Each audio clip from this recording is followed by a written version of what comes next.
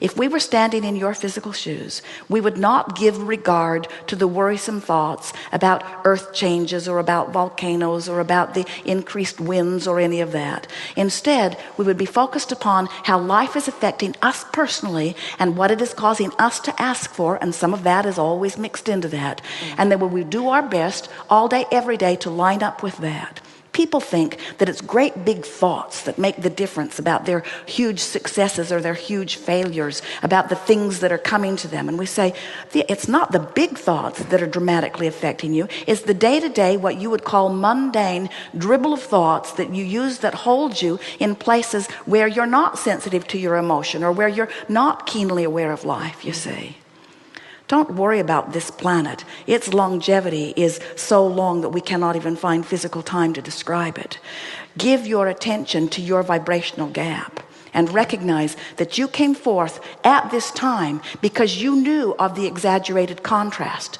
And powerful creators are those who come forth in exaggerated contrast because frankly you like the fun of the exhilaration of the new idea. You like the sensation of an idea stretching out beyond you, and you like the utilization of your guidance that lets you know you're stretched, and you like the feeling of relief that your guidance calls you toward, and you like the coming into alignment with that which you really are, and you love that closing of the gap. That's what life is.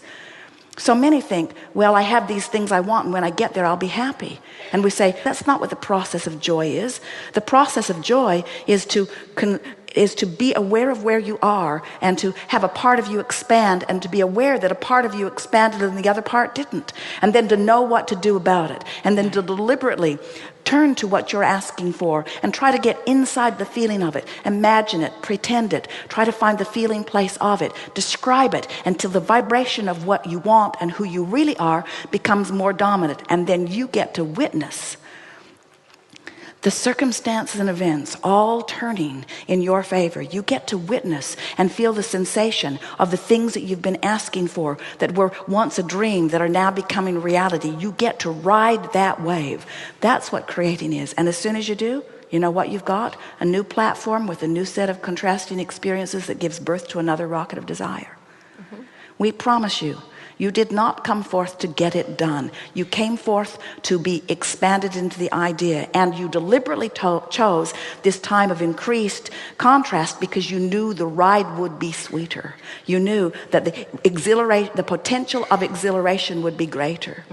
If you are a tennis player who's pretty good at your game, you want someone who evokes better from you, don't you? Do you look down your list? Oh yeah, I can beat him. I'll call him up. Oh yeah, I can beat him. I'll call. You want someone who will call more forth from you, and that's the way you saw life. And none of you, when you go on vacation, you don't say, I'll go here and here and here and here and here and here, and then I'll eventually go back home. And then you say, oh, home is my final destination, and I'm already there. Why go?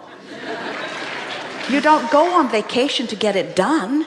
You go on vacation for the exhilaration, for the stimulation, for the new ideas, for the new sensations, for the new experiences, for the new reaching. You go for the experience of it, and that's why you came forth into this experience. And not one of you will wave. I'll go forth and crawl in a hole and cover myself and keep myself safe. All of you said, I'll go forth and I'll mix it up and I'll come to my personal preferences because I know that the source within me will rise to the occasion of anything that I ask for. And once I figure out where I am in relationship to that becoming, now my sweet ride begins.